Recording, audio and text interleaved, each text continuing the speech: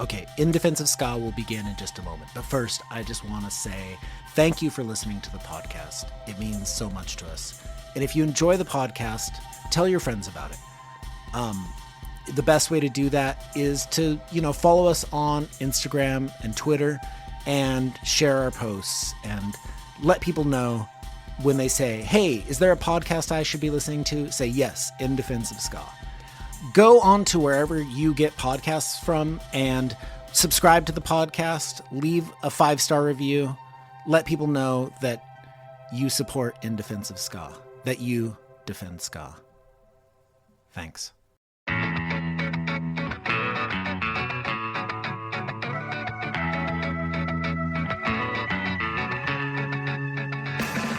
Earlier this year, comedian Jon Daly released the musical comedy album Ding Dong Delicious. On it, he sings a song called Bring Back Ska. He name-checks Op Ivy, Sublime, and Buck-O-Nine. A few years before that, Jon played the ska pun-loving character Skaat on Those Who Can't. That's Skaat. So clearly Jon, who's known for acting in The Kroll Show, Bob's Burgers, and Big Mouth, has a ska past, and we wanted to know the details. This interview is a skatastrophe. Wow. It was actually fine. No, it was a great interview. It was fun.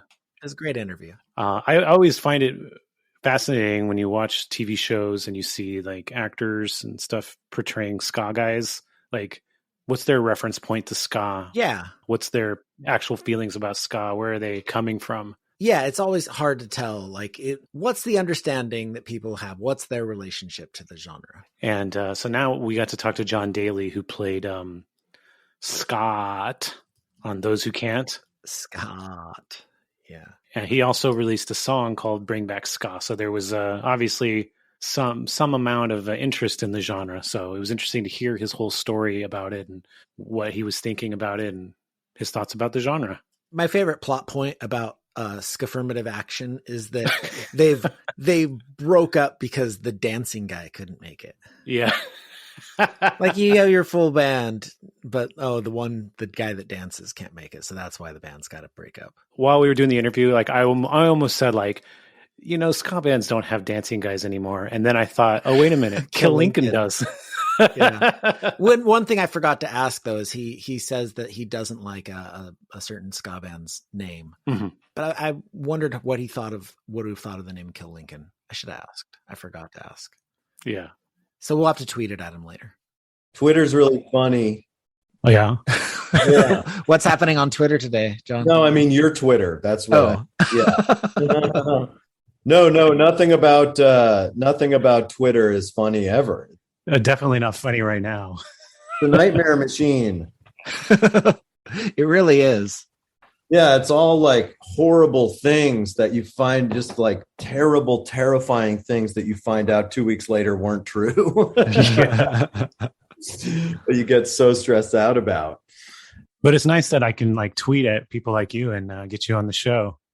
Totally. Yeah, that's one of the good things about it. Yeah, you do have like access to people. So you liked Bring Back Ska, or yeah, let's talk about Bring Back Ska. Okay. Yeah. The beginning. Okay, are you referencing song number 3 by Skankin Pickle? We wait in the beginning? Yeah, the do do do do do do da da da da, that part. There are 2 songs that we ripped off. The horn riff is from a Real Big Fish song. Okay. And then I think that is the Skankin Pickle song, but I think you guys think that I know more about ska than I do. Hey, that's fine. But I only know as much to, like, I know enough to make fun of it, but that's not a deep understanding. But my girlfriend was in a ska band when she was in high school, and she's like deeply into ska. She was deeply into ska.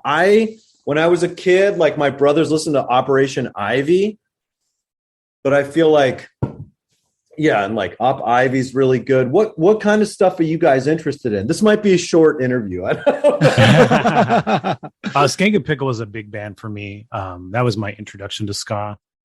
We're up in Northern California, so that was a big band for me. And then Oh wait, Skankin Pickle. Who's their lead singer? Mike Park. Mike Park. Okay. He runs Asian Man Records. Now he runs Asian Man Records. Okay, Mike Park.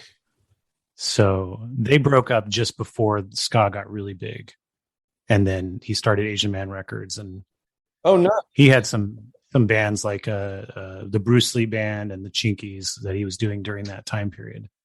The Chinkies, interesting. Okay, yeah, all Asian bands.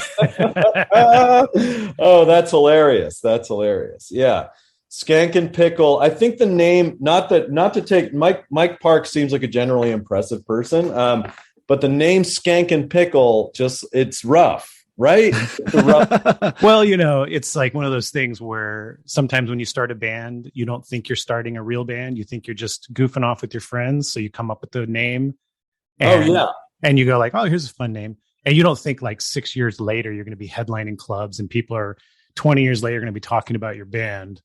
Right. Oh, that means that the dumb name you gave your band totally worked. So you can be happy about that. Yeah. But yeah, I called my record Ding Dong Delicious. It's not, it's pretty ridiculous name. So what was your girlfriend's ska band? It was, I've heard the music that they made. I don't think that she's proud of it, so I can't. You don't want to divulge that information. I think it's like a lot of ska bands. It was a thing where she was in band, and like ska bands, like in high school, were a way for like nerds to be in band because you could play trombone or sax like me and be in the school band. And I remember but I stopped playing. I was never in a ska band. I was never really in a band. I just started acting and doing comedy and stuff. But now I've portrayed a ska musician on a show called Those Who Can't at one point. This was like 5 years ago. Yeah, let me try. Let me see if I can do. I'm going to try one of your lines. Okay. Yeah, please. Okay. Please. No scan do, Scaballero. A ska band without a dancing guy, it's like a wallet without a chain. Useless. It's so true. Yeah, that was real. Those guys, the Grolix guys, they're very funny. Did they cast you in this character, or did you come to the table with this character? No, they cast me as that, and I kind of figured it out. And I have always I feel like there was a period of like 2 years probably where like me and high school friend, I had high school friends, and all we would do, the only jokes we would really tell is like, what if it was F. Scott Fitzgerald? And what if it's Scarabiner or whatever? And I still think that that's funny. So getting the opportunity to just unload ska puns was a beautiful experience. And then I got to pretend I was the lead singer of a ska band for the day, and I got to lead a band, and the band that I had happened to be the Aquabats.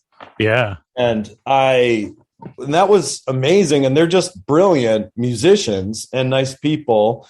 And so I had to learn one. So I learned one of their songs and played it live and danced around on stage to a crowd.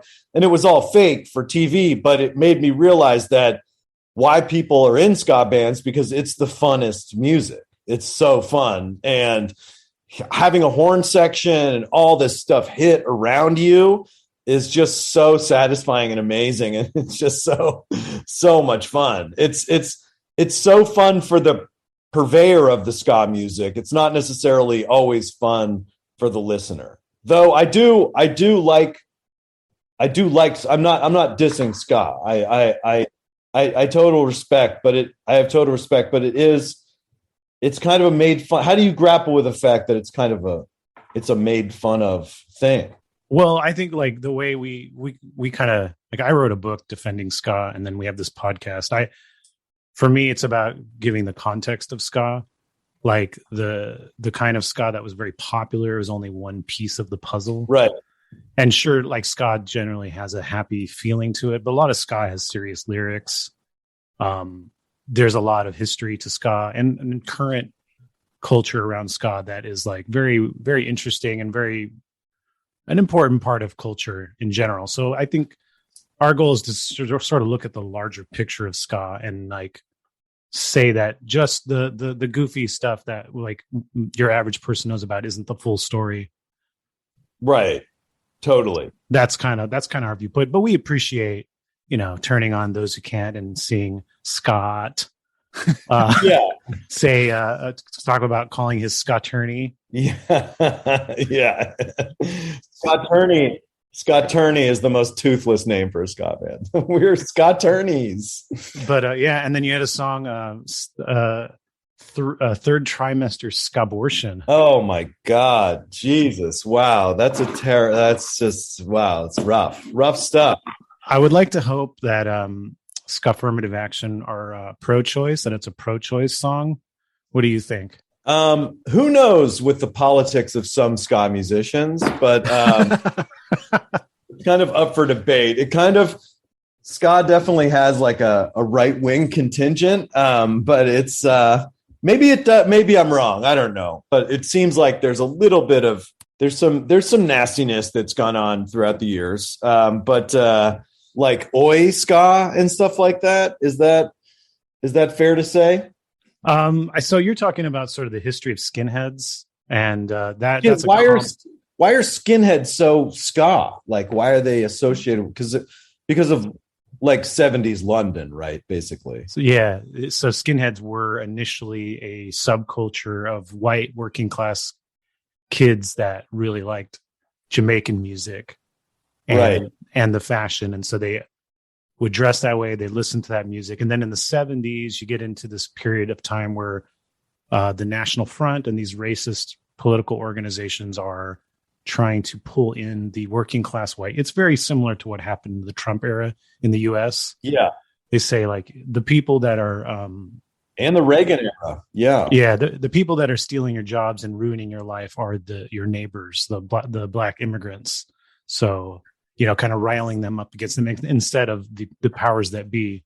And so you see some skinheads go in that direction. And then some skinheads are like, no, this ska and skinhead culture is about unity. It's about this music. And so they kind of have been fighting it out ever since. You have like anti-racist skinheads, and then you have racist skinheads, and they're sort of like duking it out to be like, just to say who's the real skinhead.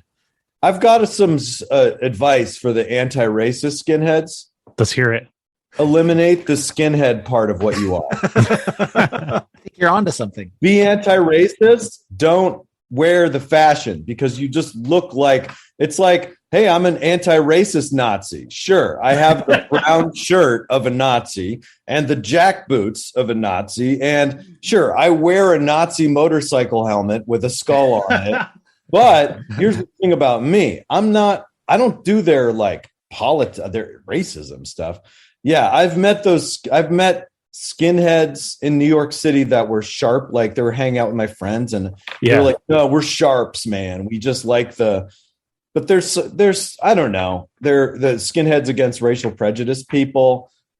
Maybe just take the skinhead part of it off, because it's just, if you have to like explain yourself, then it's like doing an ironic Zeke Heil. It's still a Zeke Heil. I guess their argument would be that they were skinheads first and that the racists co-opted it. But I do see your point in the sense that to your average person that doesn't know all this complex history, they don't understand all that. And they're just like, why? Like, what's going on? Yeah.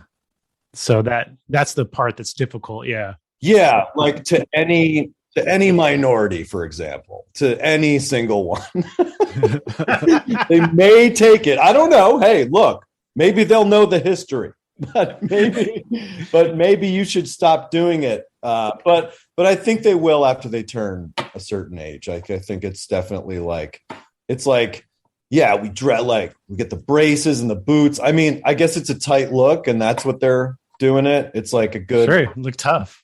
They're like, you look tough. You got braces with a t-shirt. You got the boots with and the thing is, yeah, it's like you see someone in the street and you're like, wait, why did you think I was racist? Look at my my shoelaces. Don't you get it? You idiot. Look at the shoelaces on my steel-toed Doc Martens. They are blue, not white. So joke's on you. You thought I was racist? Damn. I just like to get into fights. Any chance that Skaat will come back as a skinhead? Any chance that Skaat will come back? Yeah, I think Skaat was pretty borderline. He was definitely laissez-faire, kind of libertarian, I would say. Because, I mean, just the reminder that the song was called "Late Term Skabortion." There's a lot of there's some saltiness in there. But I would hope that Skaat would see the light and just be a sharp. Be one of these cool skinheads that's not prejudiced. One of the really cool skinheads.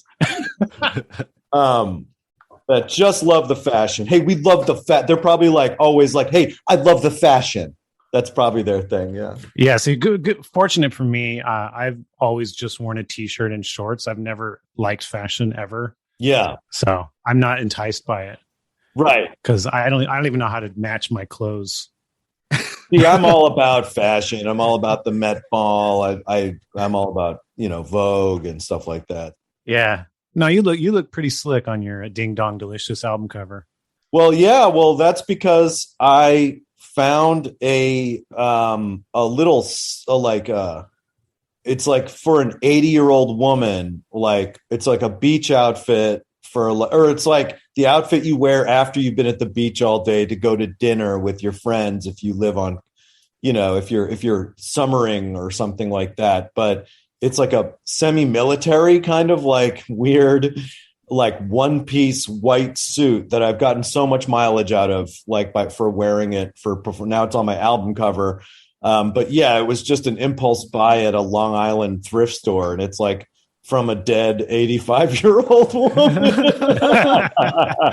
And now it's been repurposed for my album cover, where I am in the ocean with my saxophone. I ruined a saxophone doing that, but it was a bad saxophone. So that's it was a needed sacrifice.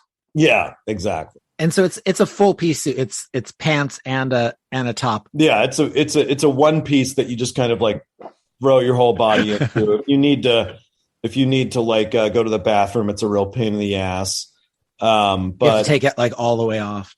Yeah, exactly. Take it all the way off and all the way down. And it was at one point it was used by an old Betty for going to early bird dinners, and now it's Ding Dong Delicious, baby. Well, I know Captain's Hat. I think it's played.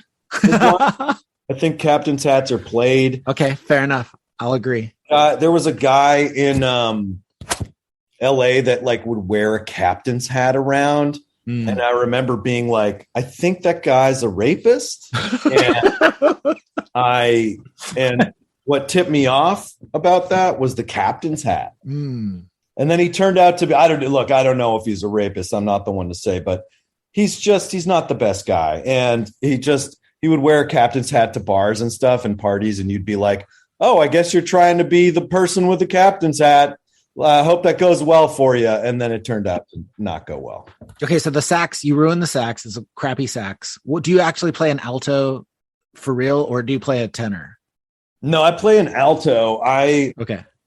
Tenor saxes sound better than altos. Sure. You can make an alto sound pretty damn good, and they are transportable easily. And tenor saxes are they're not, it's not as big as a baritone sax, obviously, but it's pretty fucking big. And they do sound so good, but you just can't.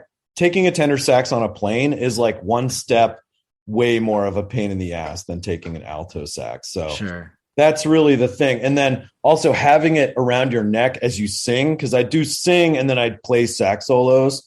And that it's just so much easier to just flip up the alto. And you have to kind of but I am in the market for a tenor sax. I'm trying to buy a new tenor sax. I had one for a while, but it was deeply shitty and used, and the pads came off, and it turned out to be like so expensive to fix that I just bought. Right. Yeah. So if you're out there listening and you're in the market to sell a tenor saxophone, yeah, get it, John. Or if you're Kenny G, I did this video with Kenny G, and years ago, and we played sax together, and he gave me a soprano. He gave me a soprano sax for the day, but he didn't give me like a sax. Like he should have.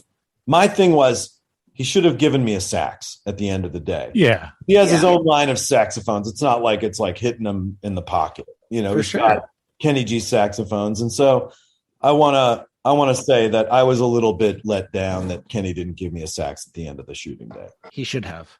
I've never been like into his music, but I watched that HBO documentary on him, and definitely I was amazed at just what a workhorse and how ambitious he is, and the amount of practicing that he does still, even at like to this day.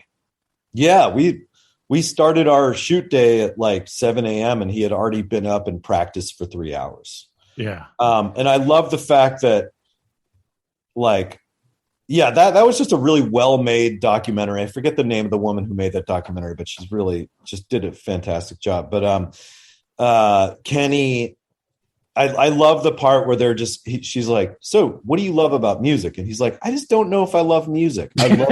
What I love is practicing. He loves practicing. And I know what he's talking about, because if you play a sax for like an hour and you just feel good, it makes you feel centered. And it's almost like it is meditation. It's essentially meditation. It's putting your, it's like, it does make you feel very centered to play whatever woodwind instruments. It makes you connected to your breath and all this different stuff. So I know what he's saying when he's like, I just like practicing. It's like a meditation.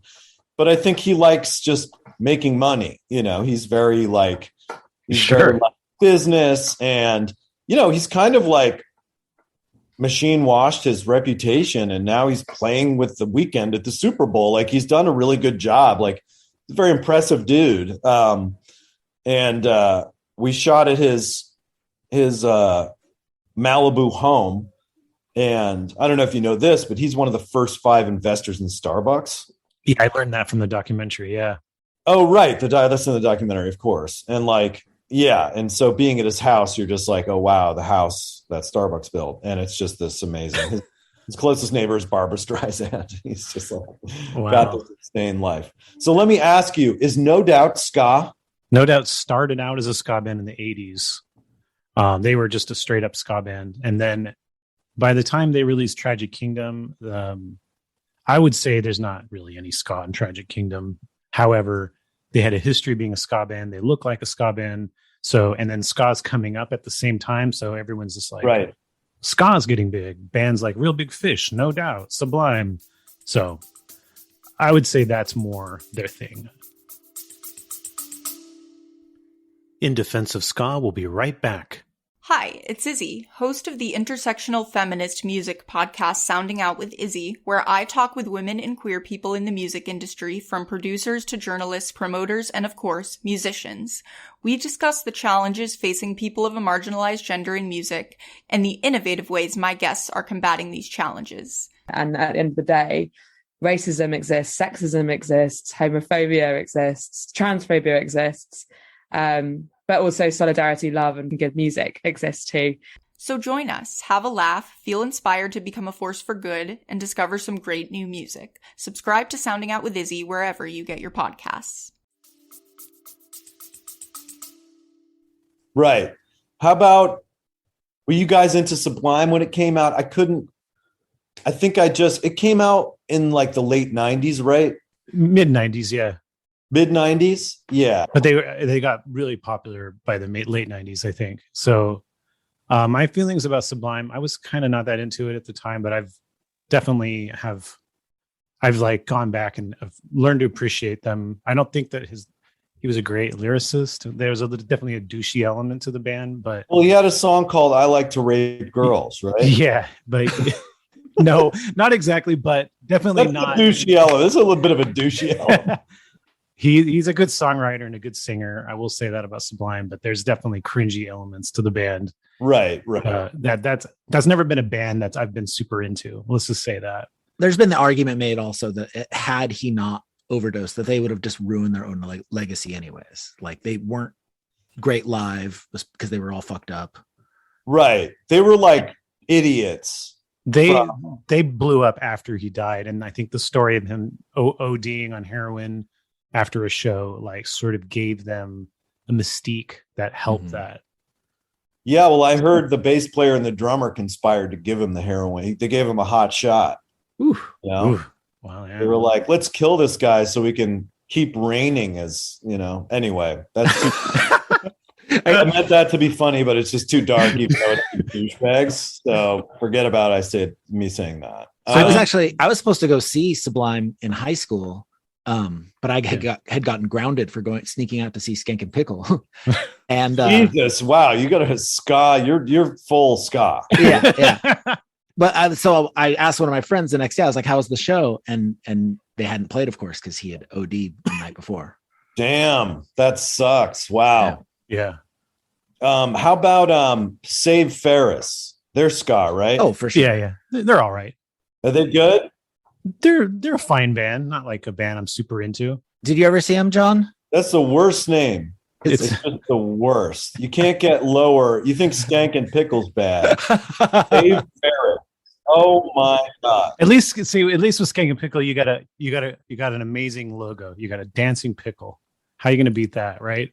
Yeah, I guess I shouldn't hate on Skankin Pickle. It's a goofball thing, but like whatever. It's not cherry poppin' daddies. Yeah. But every time I just think of blood and underwear. I'm like, the band that makes me think of blood inside underwear. Great. Skankin Pickle, it's funny because Skankin Pickle, as they progressed, they wrote more and more serious and political songs.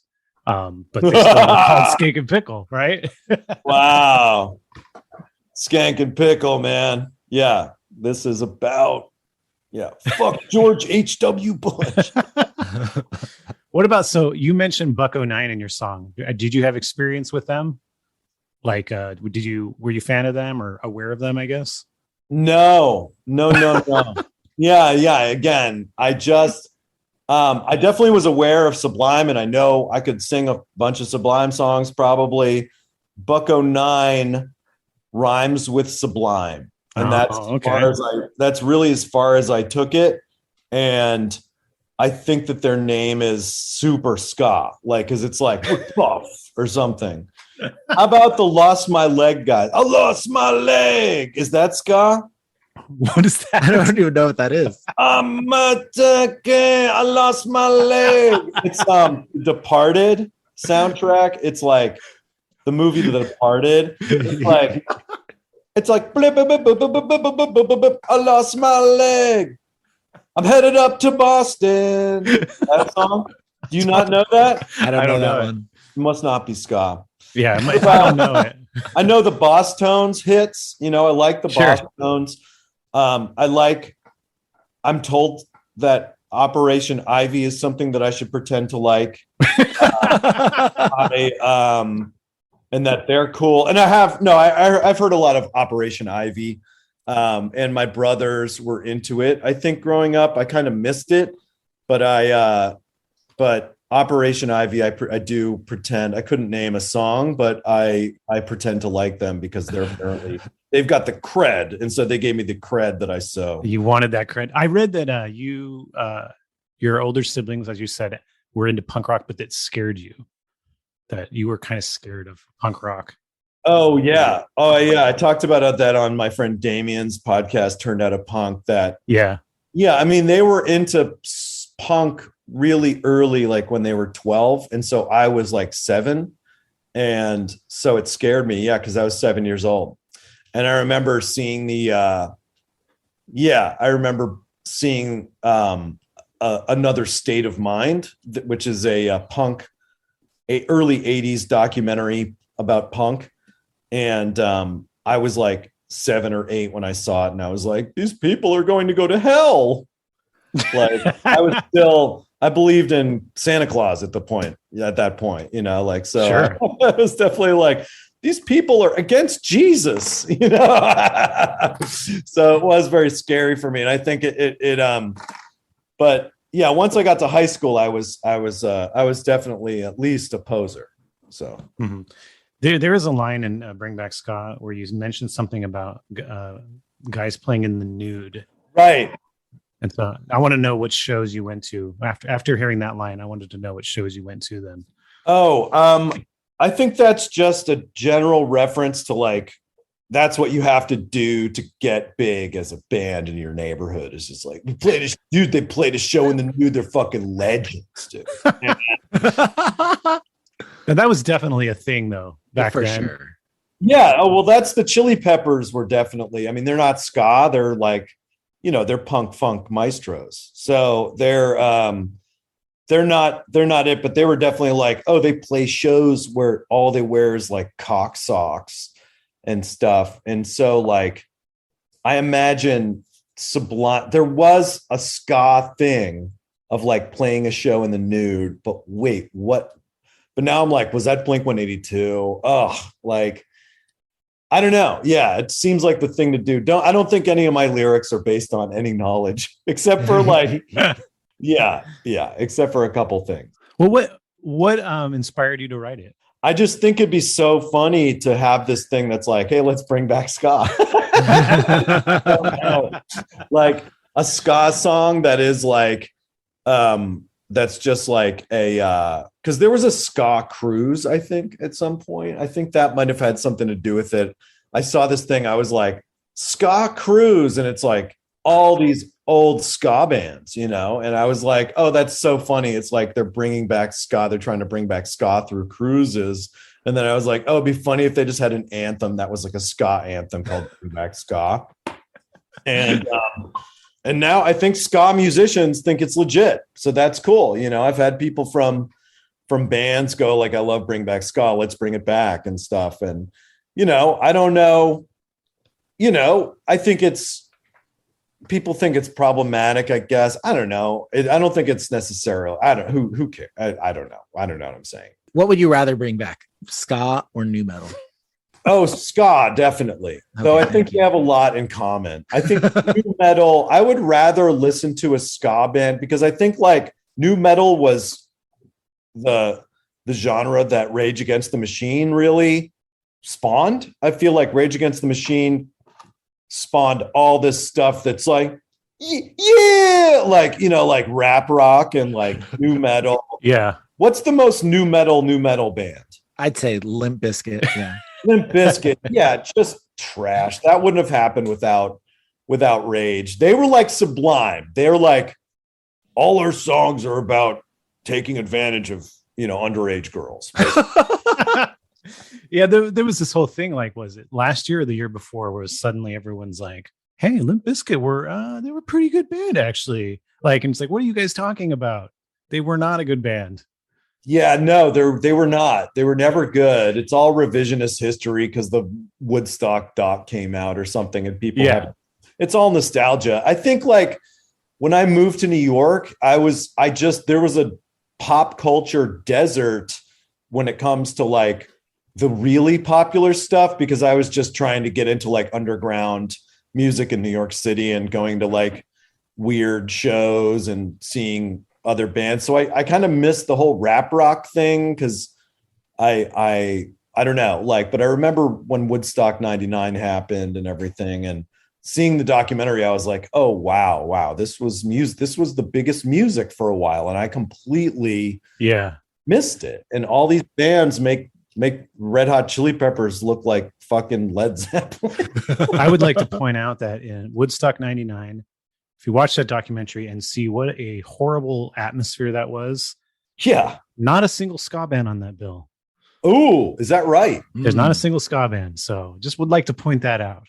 Now, is that because the ska wave had been over? That was right when ska suddenly became like uncool. Why did it become uncool? You know what? Oh, that's a complicated question, but I will say the long and short of it is that it got cool it got quote unquote cool really fast and in a really sort of artificial way.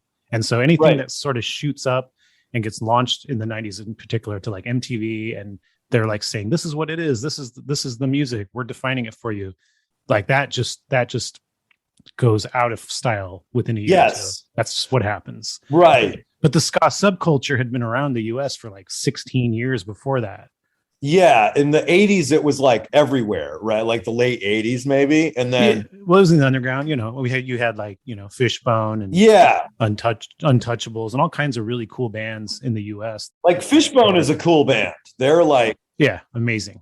They're like if the Red Hot Chili Peppers were Led Zeppelin. I mean, I love the Red Hot Chili Peppers. By the way, I'm like dissing the Red Hot Chili Peppers. I fucking, you know, they're one of my favorite bands for a large part of my life. I remember because I was a huge Fishbone fan, and I remember there was this point in like 1990 where Red Hot Chili Peppers, when they went from being underground band to being like a big band, where it was all this talk about who's going to blow up. Is it going to be Fishbone or Red Hot Chili Peppers? And I never understood why the two bands were constantly being compared. But anyways, it was Red Hot Chili Peppers that blew up and not Fishbone, unfortunately. I wonder why. Anything to do with race, you think? I think the race was definitely an element, but I also think they're a very weird band. I mean, they would write like, I mean, not only were they doing ska in the 80s, but they just suddenly were coming out with all this weird alt rock stuff and they were talking about like the Black experience in alt rock in the early 90s. That's just like, I don't think the audience was for that. It's just not a recipe for popularity. It's like what they should do, and they're real artists probably. Yeah, well, no, they're going to do what they're going to do. That's what that band's about. Yeah. They were always fucking wild. I think that here's where ska jumped the shark. It's a movie I actually like in a lot of ways. Swingers, like. Mm-hmm. It has nothing to do with ska. I don't think they say the word ska in Swingers. But that was like the swing revival. It was the swing revival. And I think that's when people were like, I'm done with ska. People definitely lump those two genres together, even though they're not really related. Well, they're related. Here's why they're related. People wear fucking bowling shirts in both genres. Okay? Like it became cool for like men to wear like Tommy Bahama, fat guy, fucking like bowling shirts and like two-tone shirts and like swinging shoes. And I think it was like a mainly LA thing or whatever, but like, you know, like Swingers was the top of like, it was like, oh, the movie world is co-opted like kind of this ska adjacent thing that's very like white guy and I don't know, seems like really, I don't know, kind of whack. Yeah, I think that anything that gets launched to that degree of mainstream popularity, it loses something. It's just the way it is. Fun fact about that movie though, Alex Desert. He's the singer for the band Hepcat. Yeah, he's an actor. I don't know if you know him. He was in that movie. Oh, nice. Do you know him or do you know the band Hepcat? I don't know him. Alex Desert. That's a cool. Yeah, Hepcat. I'm looking it up now. He was in the show. What's that Ted Danson show? Beaker. Oh, Becker. Becker. Yeah, sorry. Beaker. What if Ted Danson did Beaker from the Meanie. Alex was like it was like a supporting character in that show. And then what was his band called? The Hepcats? It's just called Hepcat. They're one of the best ska bands from the 90s. You should look them up. They're more traditional, like more rooted in 60s ska. Oh, nice. Soulful, very soulful. It's not like there's no punk or pop punk elements to that at all. No bowling shirts. Cool. No bowling shirts. That. They were like actually a legitimately cool band. They were stylish, but in a way where it wasn't like cornball. Right. They sound cool. But yeah, there was a period of time where people would like call each other, he's a real hep cat or whatever. And that was, I think, people reacting against that, as they should. It's weird. It's a weird retro thing. Sure. It seemed like somebody was trying to make something happen, and it happened for a while. But what do you think? Do you think a ska? Because here's what I was discussing the other day with my friend, who is in a ska band. Who is your friend, if we may hear? I wouldn't say he's my friend. He's a friend of a friend that is in a ska band, and I was talking to him, and I insulted him. So I. because he had seen me live, and he had seen me live, and I made a mistake, a social mistake, which I've been known to make. And he had seen me live, and he goes, "Oh, dude, I love Bring Back Ska." And I was like, "Oh, cool, yeah." And I went, "Yeah." And it's cool that, like, you know, I don't think ska. I said, I don't think ska is coming back. I mean, I said, I think ska is coming back, actually, not in the form of really good bands yet, but in the form of, like, people are talking about it. And I think I think that holds true, because all there needs to be is some guys who care and are really good. And there needs to be a band that's good, and ska will come back. That's all it takes, you know, because there needs to be a renewed interest in, like, young people doing ska and not having it be like a revival. Yeah. It can't just be like the 45-year-olds that were popular in the 90s. That's not the genre coming back. That's just the genre, the bands continuing to have a career and with their audience following them.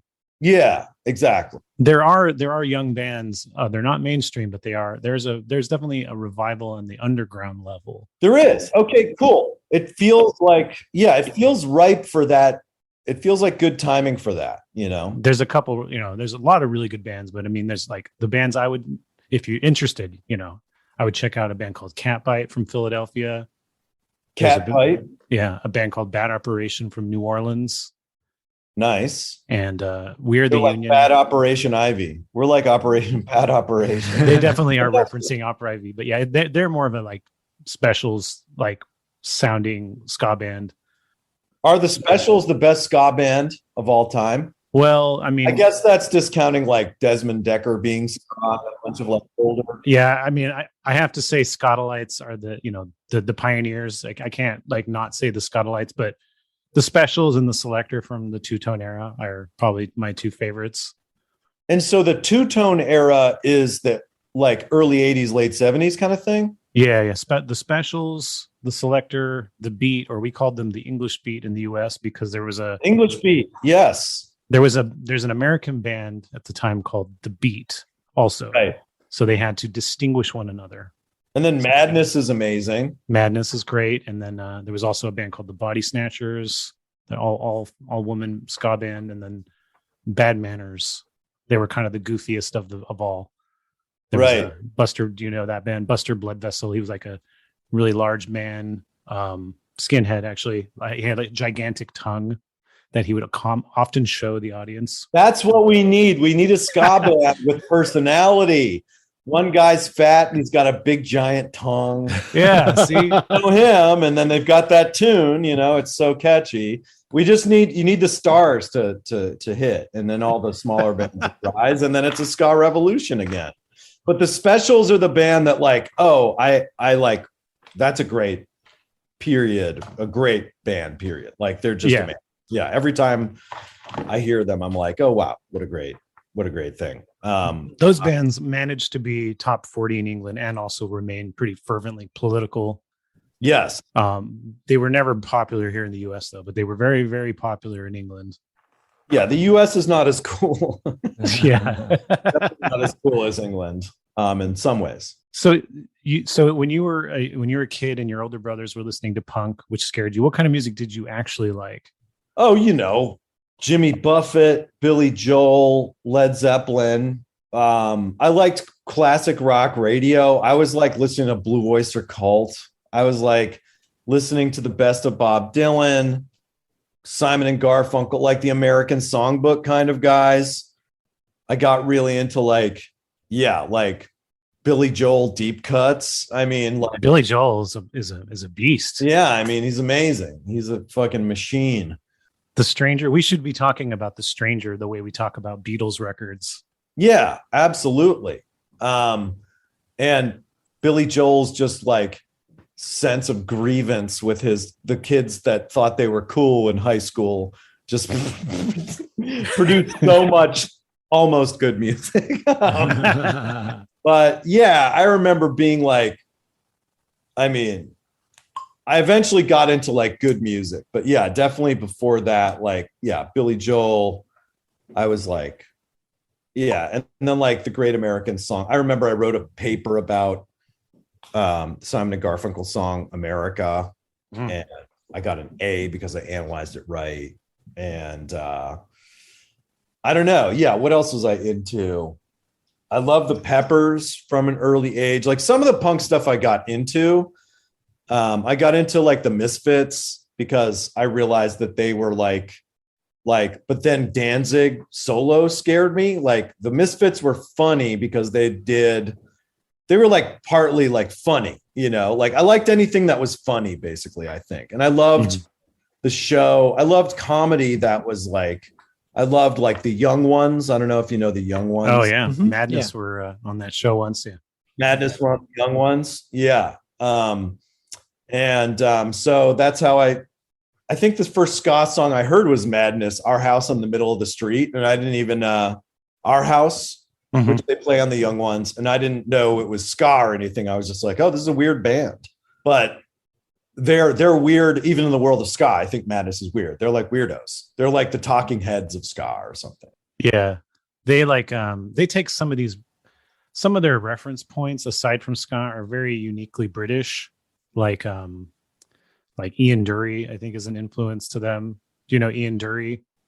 Yeah, he had that Buzz Fly song, Buzz Buzz Buzz, or no, he's like this, right? Yeah, hit me with your rhythm stick. Yeah, it's just very like weird stories about everyday British people's type of songwriting, and Madness definitely took that style on. Like their lyrics are a lot of these little strange stories about these kooky characters they grew up with. Yeah. They're cool. Good style. So you mentioned the Chili Peppers. I want to ask you about your song that you did in 2014. Yeah. Abracadabra Fornication. I'm not sure if I'm saying it. Abracadabra, California. Yeah, pretty good. Yeah. Okay, so when you released this song, like I know there was a period of time where people thought maybe it was a real Red Hot Chili Peppers song. Yes. Did you do that on purpose? Yes. Yeah. Well, first I had the idea for the song, and me and my friend Cyrus Garamani, who made the song with me, we were just like doing this podcast called Building the Track, and we would like build a song with each other, and we were like playing around with some Chili Pepper stuff, and we came up with like Bing a Bong Burbank and that stuff, and like it was this like hyper localized California thing, like Burbank and Glendale, like which are neighborhoods that are right next to each other, and so it became kind of like it evolved from that. And then when we found out they were playing the Super Bowl, we actually revisited the song, added the raps, and we were kind of like at the end, I was like, oh man, by the end of this, I can do a pretty serviceable Kiedis impression. And then we were like, this is like a real this is sounds like it could be a new song that is like almost like out of nowhere, sounds like the Peppers. And so we made that fake website and dropped it as if it was dropped it as a free download. Anyone could get the download. And then it just so happened that it got picked up by Yahoo Music as real. And they put it out. And they were like, what are the Red Hot Chili Peppers thinking? What are they doing? Another song that's just California rhymes? What are we being subjected to? What's the end goal of this? You know, they just totally thought it was real and commented on it as if it was real. And it was so funny. And that's just kind of how it happened. At one point, did you go, okay, guys, it's me? It was a joke. Yeah, I think I did that too soon, though. I should have like played it out, but I did it the day of because I wanted the clout. Yeah, you wanted it's like, and it was me. Because I didn't know this was going to happen. I didn't know it would get any attention. And so I kind of was like, I waited a little bit, but then I was like, all right, it was me. Hey, everybody look at me. Which is they call it Daly's folly. I got greedy for internet clout, which is always really great. What do you think about Anthony Kiedis's acting chops? His acting chops in what movie? Point Break. Point Break, he's got too small of a role to really clock his acting chops. I think Flea does a really good job in Obi-Wan Kenobi, which Flea's like a good actor and like looks insane on camera. So I think he's more of like a movie, like could be in movie, like he's a character actor already. And Kiedis, I've seen some of his child acting stuff. Yeah, me too. I saw like an after school special. Yeah, where he's in a classroom and he's like, you got to stop bullying or whatever. You got to say no to cocaine or heroin. Don't do heroin and end up under a bridge. But yeah, I think he was like an actor, and like his dad was an actor. Blackie Dammit was his dad's name. And his dad was like a character actor. He's in some 70s movies. And I think because of that, like Kiedis got into acting. He's not a great actor, but I think Flea's really the true actor of the bunch. Yeah. There was the one Flea thing that popped up that surprised me. There was like an 80s it was like a documentary on a jazz musician, and I'm blanking on the name. I think he was a horn player. He was a white jazz musician. Oh, and I'll have to, if I remember it, I'll say it. But there's like a whole scene where he's on the beach and like Flea is there for some reason. Right. Does that ring a bell? Did you see this? No, but like Flea is like super into like all these different kinds of fucking crazy jazz. I know that he's extraordinary. He's like super deep into Ornette Coleman, Flea, but he's not a white guy. Yeah, I haven't seen that, but yeah, I'm not surprised. Like he's like, yeah, Flea's, it's crazy because like, the music they make is, it's like pop music, but they're super brilliant musicians. I just read Flea's book on tape, Acid for the Children, and it's awesome. I mean, they're fucking good, like cool dudes, and part of me is like, oh, it's easy to make fun of them, but part of it's also like, well, they're just tried something and it took off. It's like the Black Keys, like everyone knows they suck, but it's also two guys from Ohio who made it, and why hate on that kind of thing? I want to ask you about so Cyrus Garamani. Yeah, he plays with the band Man Man. Yes, who's a band I love. I think that there's such a great band. Yeah, I was reading an interview that Honus did, and he said that he met Cyrus through you. In Defense of Ska, we'll be right back. Hey, do you like music? Yeah, Do you like comedy? sure do. Do you like games? Absolutely. Then why not come check out the Hook and Bridge podcast? What are you waiting for? The #1 brother and sister music comedy podcast, located on all of your favorite podcast streaming networks. That's the Hook and Bridge podcast, now streaming on Spotify and Amazon Music.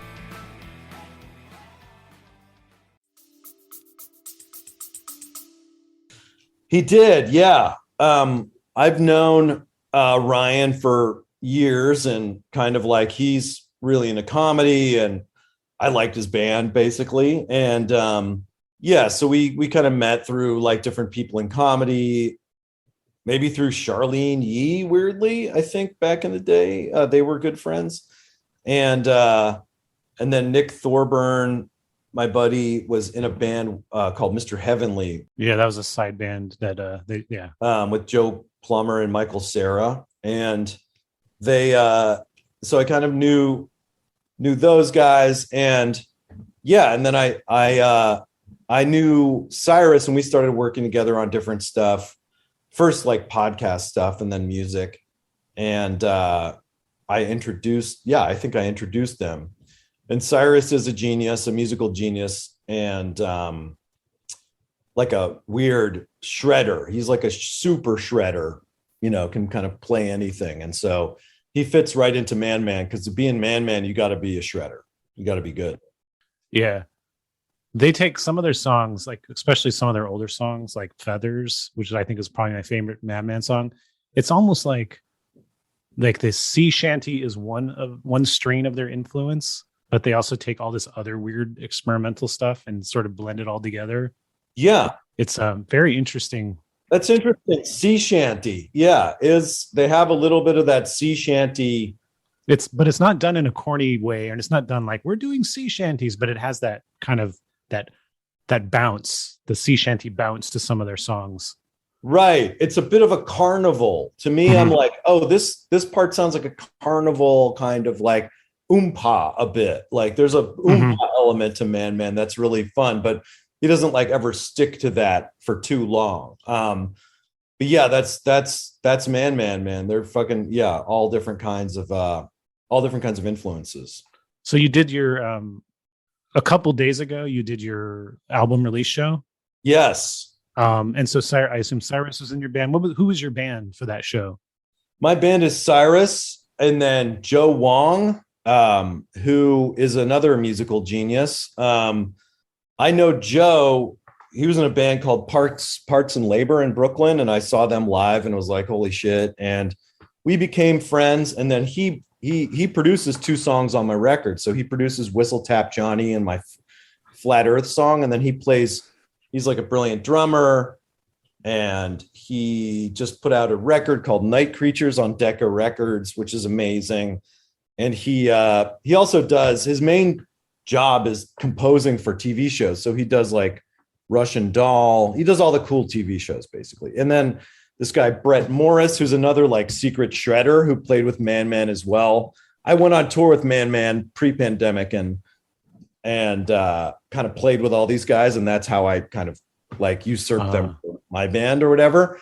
But this guy, Brett Morris, who works at Earwolf and is on a podcast with Howard Creamer called Who Charted, and is just like a fucking ridiculous shred head. But like doesn't seem like one weirdly. He's like secretly brilliant. And he toured with Man Man. And so he was like, yeah, I had like the best musicians in the world. It was like I don't deserve this kind of band. They're so good. Were you on the tour when they this was right before the pandemic, I think, where they brought Rebecca Black as their opener? No, Rebecca Black filled in for me. Oh, okay. Cause yeah, I was going to go, but I was so busy because they played in my area. And I live in Sacramento. It was like, not in Sacramento. It was like, with an hour drive away, but I was like, I can't, I'm too busy. But that was the missing the Rebecca Black part. That hurt. Yeah. I mean, I was like, is anyone joining you? And they were like, Rebecca Black. And I was like, Rebecca Black from like, It's Friday. And he was like, dude, she's fucking cool, man. Cool. And then she is. Yeah. Cool. Yeah. Some people are cool. How did your live show go? It was incredible. I mean, yeah, great. We played the songs. It was great. Yeah. So you did bring back ska? Did bring back ska. Yep. How did the audience just erupt into a skank pit? Well, I get people up on stage to skank. And so I'm like, I need audience volunteers for Bring Back Ska because I want it to turn into a skank pit.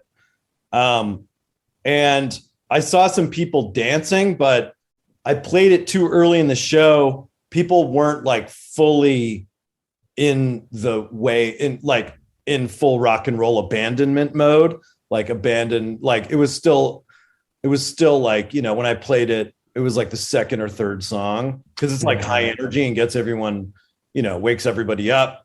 But at the same time, it was a little too early to get a full, but I did get some people on stage skanking very well. Like sometimes you see people skank and they're doing it very well. And you're like, oops, you're a ska guy. You're like doing it right. Like, I feel like I'm in England in 1980. You're doing skanking very well. Anyway. Yeah. They were just waiting for it. They're like, play Bang Back Ska, John. I'm ready to skank. I'm ready to show you my skank. They want to pick it up. Has anyone besides me ever quoted your anything from Those Who Can't at you? No. You're constantly just on the street. People are coming constantly barraged. People on Twitter have gone like, Scott, like quoted that third trimester Scott abortion thing. because it's disgusting. But now I'm like, oh God, is that bad to say? But who knows? Who cares? Who knows? But yeah, no, I'm quoted all the time. Nothing but quotes. Nothing but quotes. Just you get up, your mentions are just filled with quotes. Yeah, my mentions are constantly blowing up with ska quotes. That's my dream. So what do you think is the timeline for a real genuine, since it's brewing, a comeback, a full like ska comeback? Well, okay, so a couple things that are different now is that the kind of music that becomes mainstream is very different now than it was in the 90s. So just the idea of a band blowing up of any genre is a pretty narrow opportunity. Like you don't really hear very many like even rock and roll bands becoming top 40 these days. Right. True. So that's a challenge. But I think that ska being in the underground, Rodrigo. Yeah, I mean, I think the idea of ska becoming a mainstream genre is probably not to its benefit anyways. I think that if it stays in a more manageable underground territory and maybe it has organic growth, that would be better. And I think it would become less of a goofy thing or of a parody of itself. Well, like the Boss Tones were the biggest ska band, maybe. Yeah, they had the biggest hit in the 90s. Yeah, the impression that I get was... Wood?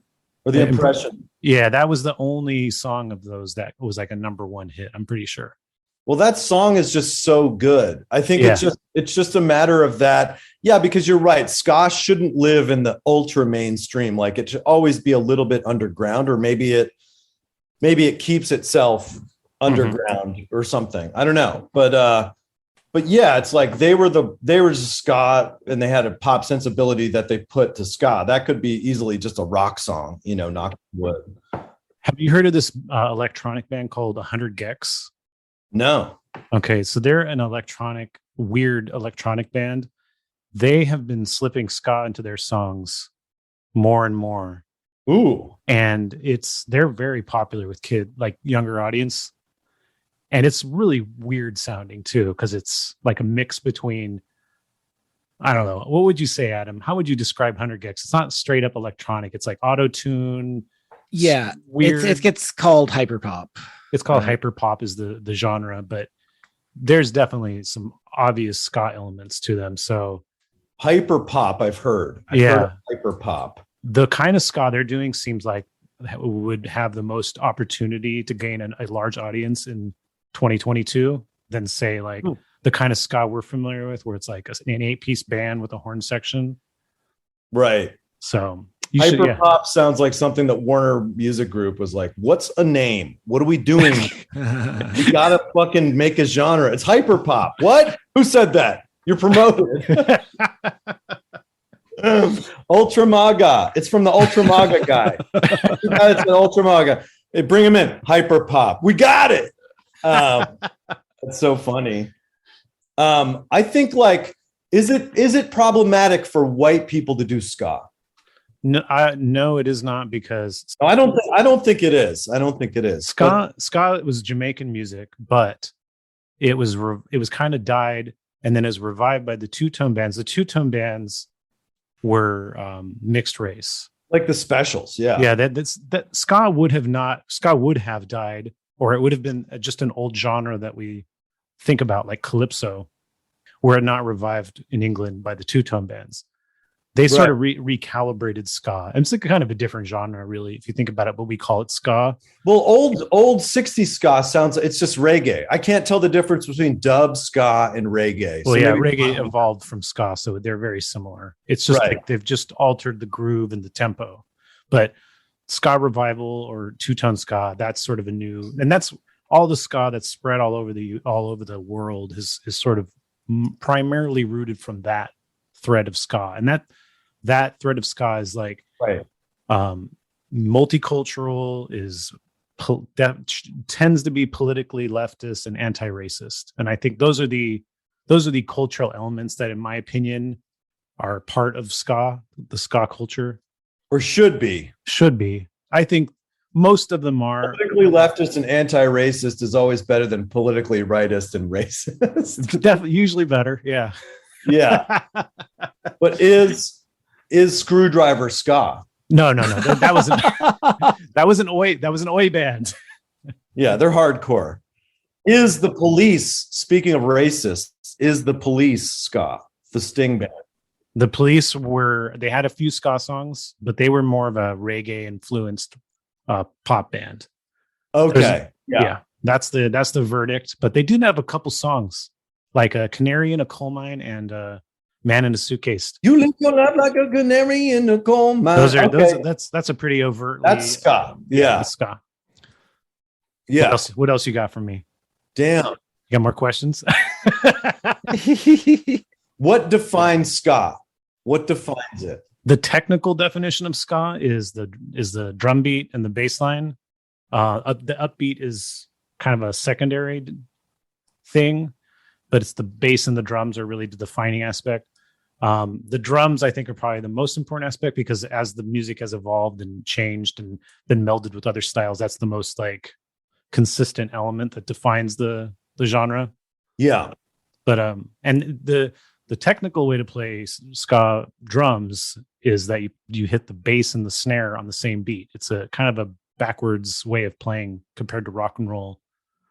But, yeah. And then the bass line walks and then and then generally has like the upbeat. Yeah. And then how many horns do you have to have a horn section? 2?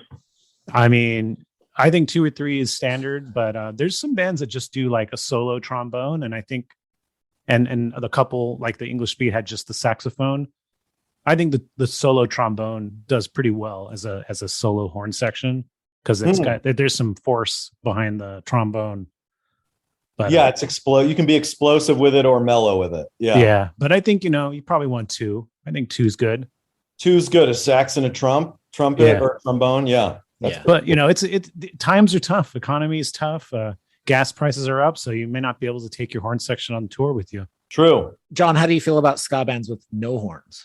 I think that's good. It's if you can do it, get a horn section is all I'm saying. Like Operation Ivy would have benefited from like a 5-piece horn section, just like 50-year-old guys like blasting it.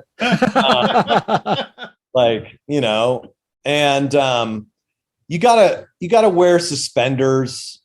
If you're gonna be in a horn section, especially, like you can have this punk rock aesthetic, I guess, and look like dirtbags, but your horn section better be netty, looking netty. That's Adam.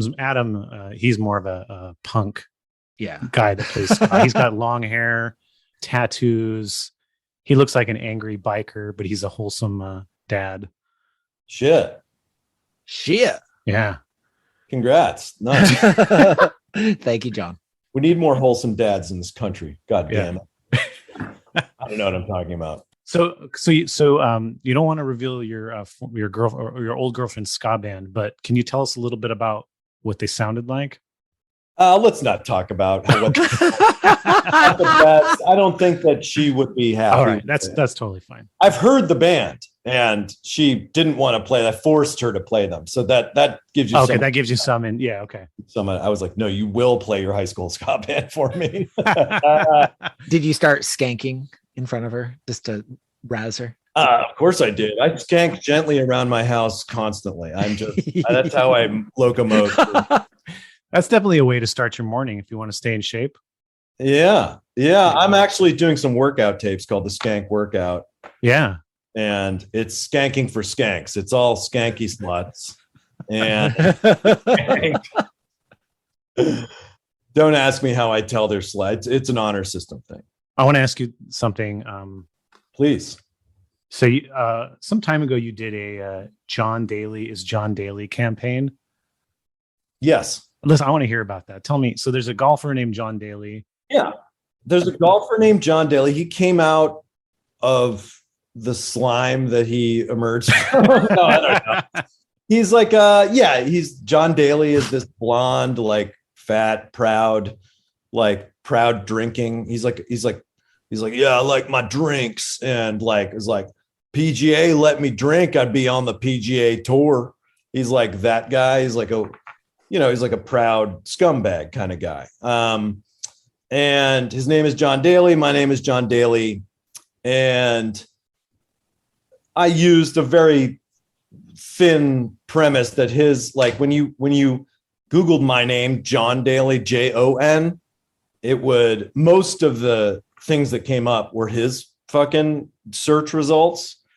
And so what I did was I went to a golf course, got into 4 hours of makeup and made myself into Jon Daly in a fat suit with fat makeup, and just made like pictures on the golf course of being drunk, like him, like pre-passed out, post-pass out, like drunk on the golf course, and made a website called JonDalyIsJonDaly.com. And the point of the website is proliferate these pictures so that the Google image search for Jon Daly, no matter how you spell it, is me mixed with him, mixed with me. Me as him, and then me.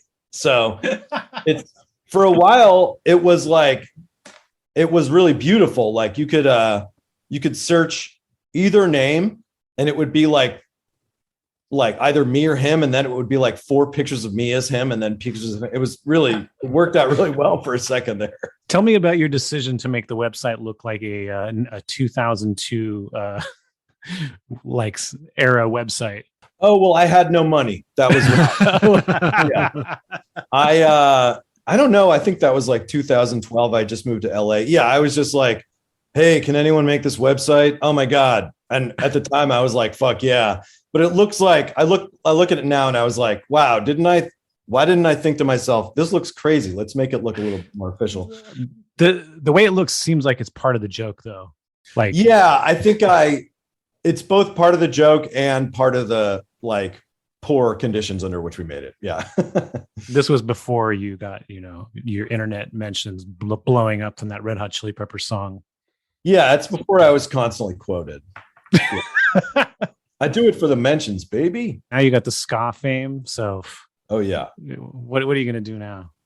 Maybe I'll be the guy that kicks off the ska revolution. I think that you could be our knight, and could be our ska knight.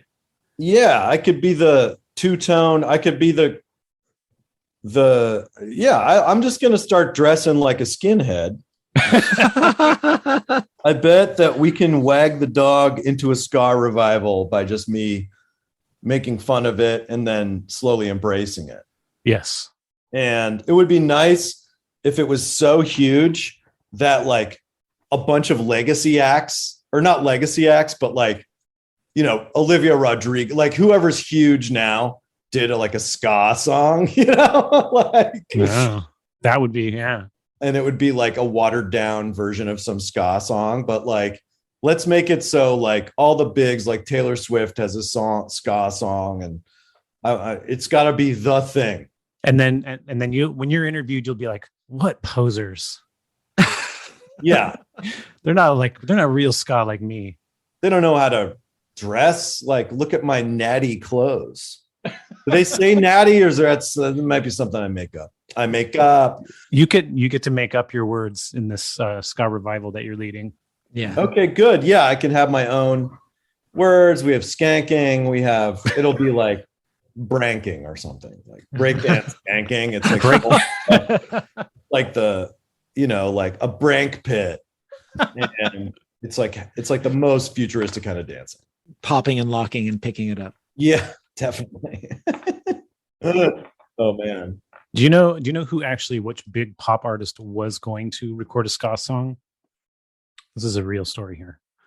Amy Winehouse really had said in an interview, 'cause she's a big two-tone ska fan. Wow. And there's some bootlegs of her doing live special songs. Oh, that's awesome. She said in a Rolling Stones interview that her next album was going to have some ska songs on it. Damn. So can you imagine that alternative reality if she emerged at the height of her career doing ska? That would be, somebody would have to stop her, I think, or somebody would try to stop her, but she's one of those people who's so good that she would actually make it good. It would be cool. She would make ska cool. maybe Shannon and the Clams could do it, you know? Yes. Shannon and the Clams, if you're listening, we want to hear you guys do some ska songs. Just one Shannon and the Clams. Shannon, do a ska song and see how it works. You can always be embarrassed about it and have it be a blip in your career, but then you might lead the revival, and who better to do it than Shannon and the Clams? And then we get that Shannon and Jon Daly duo, ska duo. Oh, yeah. It's going to be huge. Yeah. Split 7-inch, multiple colored variants. I request that I'm just the guy skanking.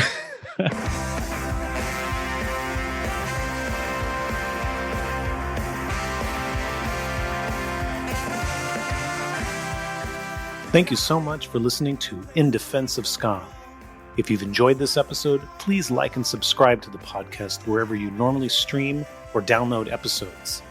If you haven't already, grab a copy of my book, In Defense of Ska, available at clashbooks.com. You can follow us on Twitter, Instagram, Facebook, and TikTok. It's at In Defense of Ska. And please consider joining our Patreon at patreon.com/indefenseofska. You will get monthly bonus episodes, extended interviews and commentary per episode, and access to the In Defense of Ska Discord. In Defense of Ska would not be possible without the great team that tirelessly works on it every week. So you should go check out their other projects as well. Co-host Adam Davis has an amazing band called Omnigon. Give them a follow on Instagram and Twitter. It's simply at Omnigon. And our editor, Chris Reeves, has a phenomenal record label and podcast called Ska Punk International. For more information, go to skapunkinternational.com. And if you've ever enjoyed one of the highly specific In Defense of Ska memes floating around the interwebs, it was likely the work of The Bands I Like Only Charge $18. Find them on Facebook, Instagram, and Twitter. And on that note, we leave you by saying, Ska now more than ever.